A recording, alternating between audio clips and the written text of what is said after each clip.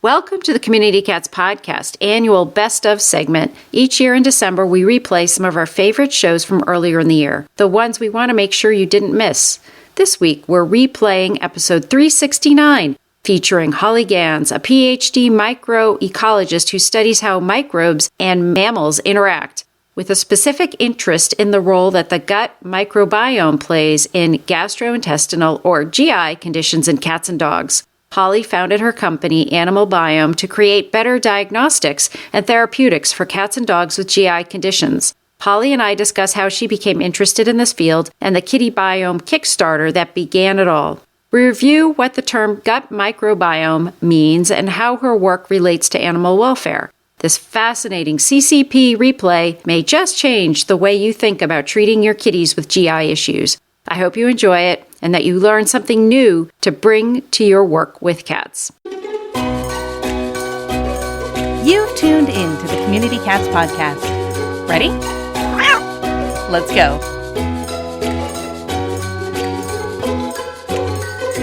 Welcome to the Community Cats Podcast. I am your host, Stacy LeBaron.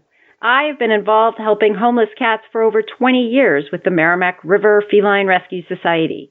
The goal of this podcast is to expose you to amazing people who are improving the lives of cats. I hope these interviews will help you learn how you can turn your passion for cats into action. And today we are speaking with Holly Ganz. Holly is an ecologist who studies how microbes and mammals interact. After creating Kitty Biome in 2015, Holly realized that digestive disorders are common in cats and dogs, and that the gut microbiome plays an important role in some of these conditions. And so she founded Animal Biome in 2016 in order to create better diagnostics and therapeutics for cats and dogs. Holly received her Ph.D. from the University of California, Davis, and conducted research at the University of California, Berkeley, University of California, San Diego, the University of California, Davis School of Veterinary Medicine, and the University of California, Davis Genome Center. Holly, I'd like to welcome you to the show. Thank you so much for having me. Wow. You have been all around California. I almost feel like I just listed all the University of California schools right there. Yes, I feel like I've made a tour of the UC campuses. Which one's your favorite? Well, it has to be Davis, although I loved my time at Berkeley. Fantastic. I have not been to Davis, but I have been to Berkeley, and Berkeley is very nice. But anyway, so here we are talking about cats. We're talking about cat and their digestive health issues. So in essence, I guess we're going to talk about poop during the show today. But first and foremost, Holly, how did you become passionate about cats? I think I've always found cats to be fascinating creatures. I think since I was a little girl, I wanted a kitten and my mom got me one, and we ended up with two rescues, brothers. And I don't know, it just sort of began a love affair from early in my life.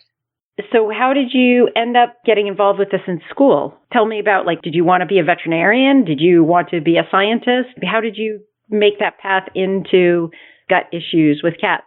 It's been a long journey. I wanted to actually be a marine biologist, and I ended up doing a master's in marine biology down in San Diego. And then I started really getting interested in how microbes interact with animals and did my PhD on that. But I was using insects because it's much easier to do nice experiments with insects, and nobody cared if I infected mosquitoes with microbes. But I was sort of looking at basic ecological questions about how microbes interact with animals. And I wanted to try and relate through the more theoretical laboratory work to try and find solutions to help animals that people care about, like dogs and cats. So just to get the timeline straight, were you doing your research when you started Kitty Biome, or were you done with that and embarked on just launching the company, right out of school? So yes, I started Kitty Biome in the spring of 2015 after having written a half dozen grant proposals to try and get funding to study the microbiome of cats. And initially we really wanted to look at do a longitudinal study and look at how kittens become colonized by microbes after they're born, and whether or not the pattern of colonization of these healthy gut microbes might influence their long-term health. But it's very challenging to get funding for that kind of research for cats and dogs. So, I was focused on cats, but it's the same for other companion animals. So I decided to try basically to use crowdfunding. So I launched this project, Kitty Biome, on Kickstarter as an academic at UC Davis. So I'm going to start asking you some basic questions because there are a lot of people out there that may not know the answer to these questions. And I'm not sure I even know the answers to some of these questions. So specifically, like, what is gut microbiome? Great question. So the gut microbiome refers to a community of microorganisms, particularly usually people mean bacteria, but there are also fungi in the gut microbiome, and there are other microorganisms as well as viruses. And these microorganisms have been recognized in the last 10 or 15 years as playing critical roles in health. And, since we have new sequencing technologies that arose, 20 years ago, we've been able to better characterize the vast diversity of these organisms that live in and on our bodies and on our pets' bodies. So, from my standpoint, I've been in animal welfare since the mid 90s. And, when we had a case with like kittens with diarrhea or other situations, is that what this Kitty Biome does? Is like if we have cats and kittens in our care or our own personal cats and they have issues with their stools, do we use this in order to try and resolve their health issues? And is this something that we use on our own, or do we have to do it through a veterinarian? Yeah, this is a great question as well. So Kitty Biome initially was a citizen science project where we were trying to just understand what should the composition of bacteria in a cat fecal sample look like? And can this help us understand whether a cat is healthy, or are there interventions that a veterinarian or a pet parent can make to improve their cat's health? I started the company Animal Biome a year later because basically I found that 20% of the people who participated in the first year of that research project had a cat with chronic diarrhea or chronic vomiting, and in some cases also chronic constipation. All of these things can be associated with chronic inflammation in the GI tract. And I really wanted to try and help these people. They told me that they had tried everything, that they'd changed their diets, that they had tried antibiotics and prescription diets and steroids, but their cats were still suffering, and they really were begging for something new, and they were willing to support a research project to try and improve cat health. So the Kitty Biome product that we sell today is a fecal transplant in a capsule that can be given at home. And it's offered both through veterinarians as well as directly to people. We do recommend that you have a veterinarian involved, especially if you have a cat with a chronic illness, but you don't have to go through them to purchase these capsules. That's fantastic. And many people out there might not have heard of fecal transplants and using it in the pill. And I've heard about this with regards to people, and like people use it for like Crohn's disease and other kinds of, situations, IBS or irritable bowel syndrome or something like that. So what specifically is in one of those capsules, and why is this good for the cat? Yes, the reason that we basically operate a stool bank, so we get material from healthy cats who serve as donors, and they receive a small compensation. But a lot of the people are doing that because some of them have IBD themselves or Crohn's disease, and they don't want cats to suffer the way they're personally suffering.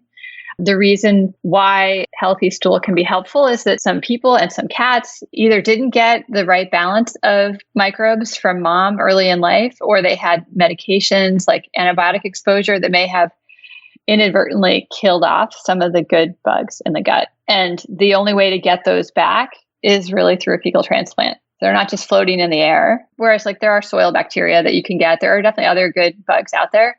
A healthy diet is also, of course, very important and helps to support the growth of the good bacteria in the gut. But the probiotics on the market today don't contain these organisms. And so right now, this is the only way to get them.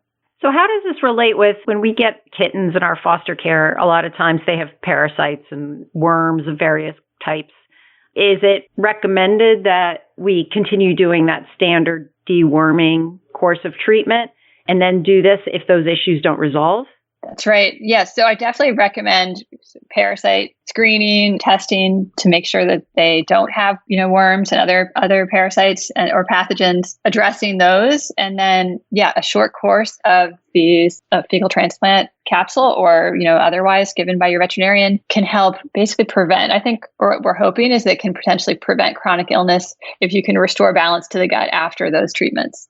So some percentage of animals seem to end up with chronic diarrhea afterwards. And some parasites like Giardia, seem to really perturb the gut microbiome as well. It might be the actual parasite and not just the treatment afterwards that's caused a lot of disruption. What are the types of situations that you see most often, in the stool samples that you see or in the test results? What's the most common stuff that you're seeing? So for looking at beneficial gut bacteria for cats, we do find that the ones that are reported to have, symptoms like diarrhea tend to have what we call an imbalance in this community of beneficial gut bacteria and to not have as many of the good ones as we would like to see. Another thing that we do find commonly when we're testing for healthy donors is that young cats very often do tend to have the feline coronavirus, which can develop into FIP. But what we're finding is that when we screen older cats, we don't run into that as often, which I just think is interesting. So a thought would be that if there's a sample tested and there's feline coronavirus in that sample, just sort of automatically treat to get that out of there just for the possible risk with that, or not necessarily the standard course of action? In the case of that feline coronavirus, which can somewhat rarely develop into FIP, which is their terrible disease, they don't really understand why it does, but there isn't really a treatment right now that's available for feline coronavirus. So I would just recommend, and most of those cats are asymptomatic. So if you're a breeder, I would take it very seriously and do what you can to make sure you're not transmitting it to the rest of the cats in your facility. But if you're a pet parent, I would just retest again, 6 months or 12 months later.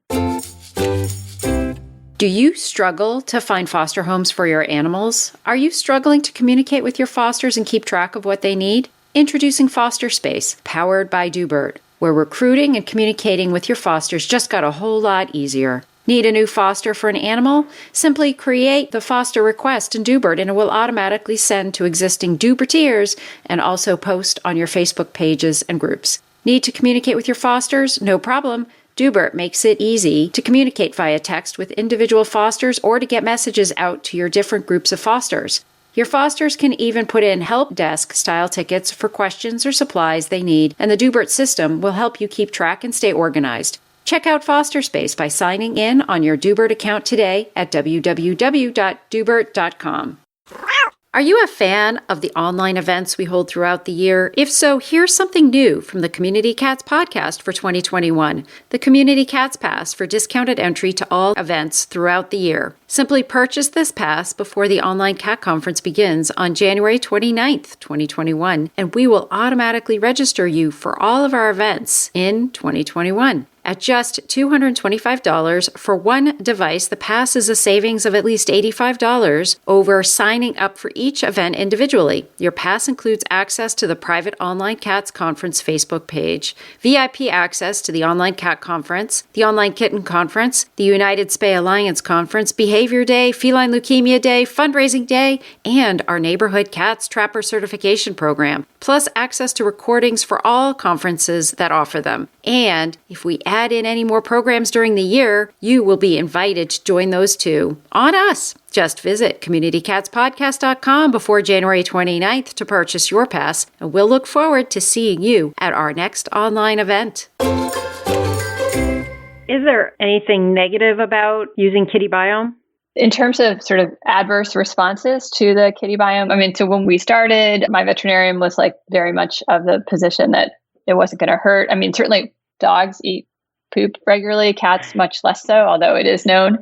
If you have a cat with chronic inflammation of the gut, they may be less able to tolerate the capsules, and it may be better to see your veterinarian for enema transfer, although that can be, very stressful for some cats to go into the veterinarian, and then they have to be, in some cases, sedated. Certainly my cat would have to be sedated for such a procedure, or would have. But so there rarely people do report maybe an increase in vomiting or diarrhea, which is, I think, to be expected with cats that are already exhibiting some of these symptoms already. And that's why we really recommend that you do everything you can to stabilize the system and reduce the inflammation before you try them. I'm also thinking about, it's pretty common that cats like Manx cats, or there have been cats that have Megacolon, like surgical treatment and that kind of thing.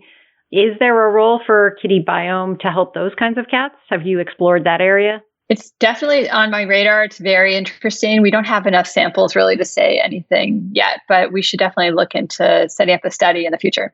Yeah, I think that would be very interesting. I just know quite a few organizations that have had cats that, just have those issues and see if there's help there. And so I'm just trying to think about the other. So Kitty Biome was created 5 years ago, 2015. And you said you collected samples. How many samples have you collected in the 5 years? Aggregated with the dog samples, we have sampled more than 4,000 cats and dogs. We are desperately actually still interested in getting more healthy cats. Most people who come to us, are interested in doing our testing and trying our products because they have a real problem they're trying to solve. So I think that in terms of healthy cats, we really only have about 100. We're getting more because we're always screening healthy cats to become donors. But yeah, so it's a growing database. It's one of the largest that there is, but there's a lot of cats out there. So we definitely really want to get as many samples as we can. Are you finding it hard to find healthy cats? Well, because we're excluding young cats with feline coronavirus, that seemed to be very prevalent, and like 50% of the cats that we tested had it. We started to wonder if it's just becoming really widespread and that maybe that's part of being a healthy cat today. But for now, we've been excluding those, which limits what we consider healthy. The other thing that we exclude is if they've had antibiotic exposure in the past year, because we really want to try and understand what, a cat microbiome should look like if it's, hasn't been exposed to medications and other things. A lot of us have quite a few kitties. Is Kitty Biome expensive? Yes, I think that it is to some people. We do try and offer a lot of promotions to help people. It isn't in terms of the amount of effort and expense people who have a cat with a chronic digestive condition. When we talk to them, it's much cheaper than what they're doing already. The reason that it costs what it does right now is because we basically are picking up this material from people's houses and making these capsules by hand. We can't get somebody else for us, and we wouldn't trust them to. I consider it very much a labor of love. We do have people who don't have a lot of means who still use our products because it really makes a difference for their cats. And we do everything we can to help them be able to afford it. Is it a one-time application, or is it something that's ongoing and you have to just keep taking it all the time?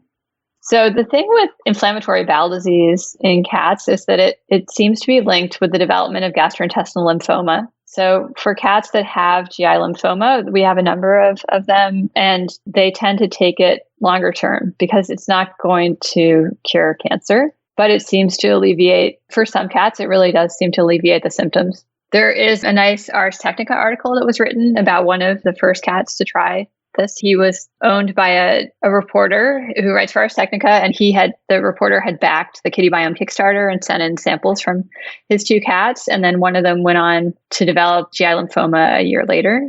Anyway, there's a nice description there if we wanted to link to that article. Great. We'll definitely do that. Yeah.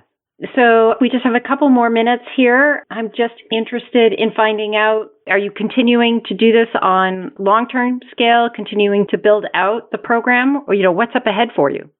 Our aim really is to create a new generation of probiotics for cats that includes these key beneficial bacteria that are really important for health. So in the future, you won't have to ask for fecal transplant. You can just get new microbial cocktail that's tailored for your cat's condition, and that we can have, grow in fermenters, and it'll be much easier for us and for everyone else, and it will be a lot more affordable. I did want to add, because I don't think I fully answered your question about, was it one time? It was designed to be a one-time course of the fecal transplant capsules, or people also call them poo pills. And for about 40% of the time, it is a one-time course, and it makes a big difference. And then another 40% of the time, they might need longer term, doing a few or more courses of the pills.